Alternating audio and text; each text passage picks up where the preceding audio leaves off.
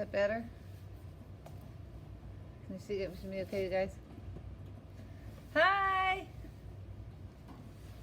Wait, are you in the middle now? Okay. Hi! I'm going to read you guys a book. Because I miss you. I'm going to read today a book that I love. It's called The Bad Mood and the Stick. And spoiler alert, it's about a bad mood and a stick. Anyway, it's this great, great book. And I have a fun activity to do afterwards too that I've done before. I love this. Okay, so it's by Lemony Snicket. And if you've ever read a series of unfortunate events, or a book called 13 Words, or a book called The Dark, the author has written all those books. But he doesn't illustrate those books. So, here we go. The Bad Mood and the Stick by Lemony Snicket. Illustrated by Matthew Forsythe. Gotta take the cover off because that's what I do. Alright. Okay, so there we go. I'm not very good at this, so bear with me. The Bad Mood and the Stick. Okay. See that? Once there was a stick and a bad mood. The stick was on the ground. And the bad mood was with a girl named Curly. Sorry, Curly. Arms are folded. That's my first clue. Now, Curly had been with the bad mood for 2 hours since she had seen an ice cream store but hadn't gotten any ice cream. So there's her mom and her brother. The stick had been on the ground since last night when the tree dropped it. Okay. Ooh.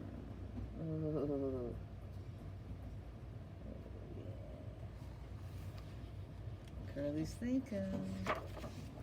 Curly picked up the stick and used it to poke her brother. Smart girl.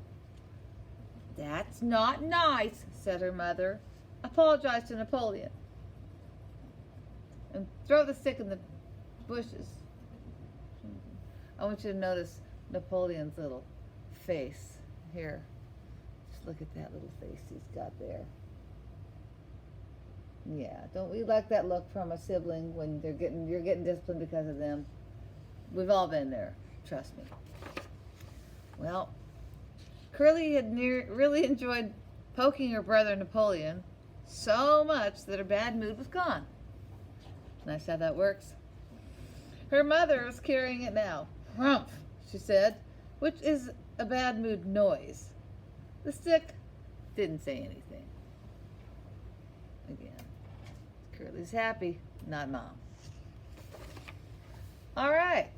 Well, even when the raccoon picked it up, here's our next victim, by the way. And there they go. Who knows what the raccoon wanted to do with the stick? It's in his mouth after all. Oh, shoot.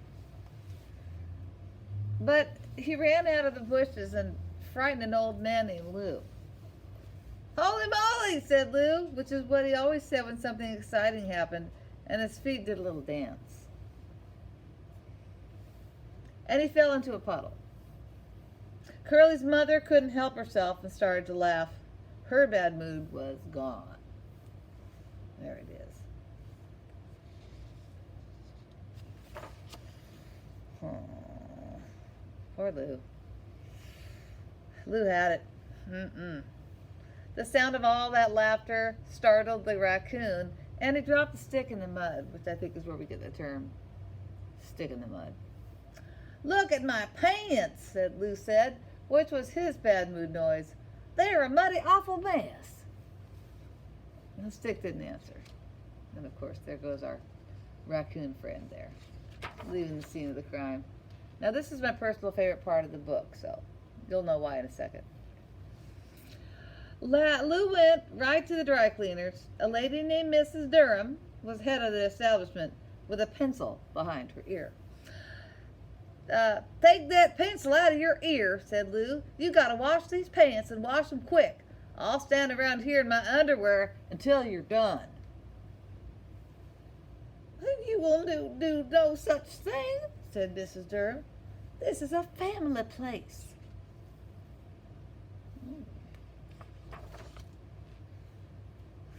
You know, that's my favorite part, right? But Lou had already had his pants off. Here you go, he said. They're muddy, awful mess. Ugh, said Mrs. Durham, looking at the pants and looking at Lou.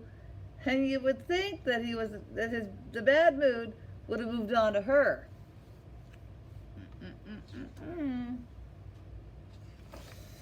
But it didn't. She took one look at Lou in his underwear, and the bad mood flew right out the window. You never know what's going to happen.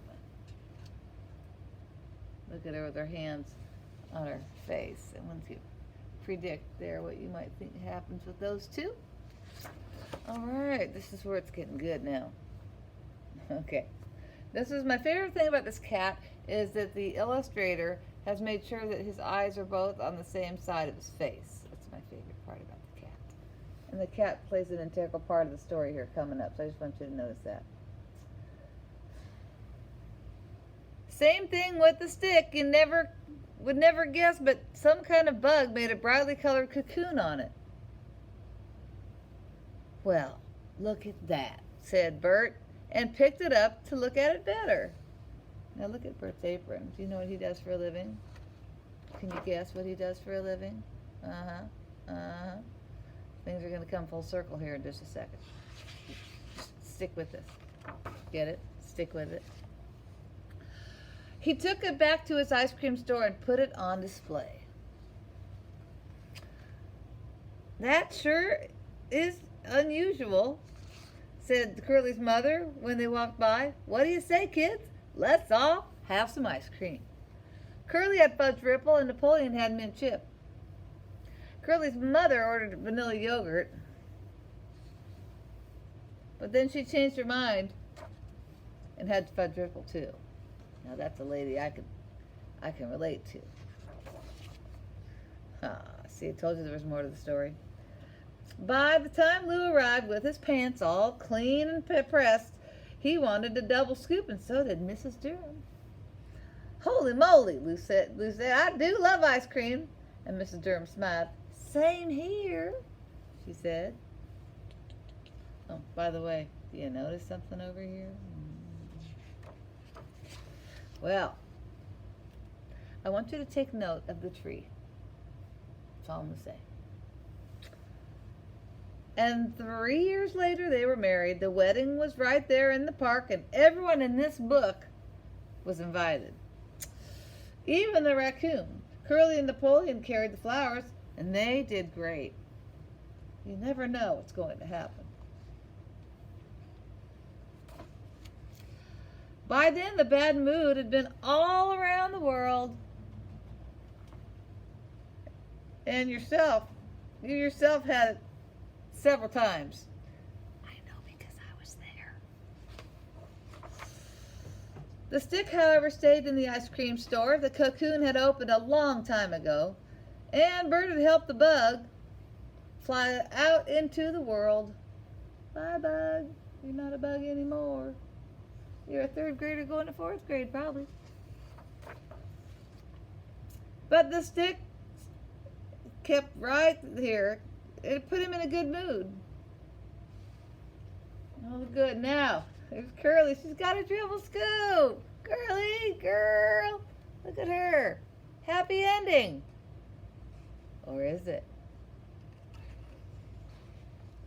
Oh, Curly. Wait, what's that over in the corner? What is that? Oh, it's a bad mood. Look at the smile. Look at the look on his face. So, this is a real gem of a book. The bad mood and the stick. So, I'm going to pause this. I'm going to show you a fun activity you can do with watercolor. And you can paint, and then you can cut out your cloud, and you can put it into a picture for yourself and talk about what puts you in a bad mood, but more importantly, what puts you in a good mood. So that's all from here today. I miss everybody in my classroom. I just thought it'd be kind of fun to put this out there today because it's what we do. See you guys soon.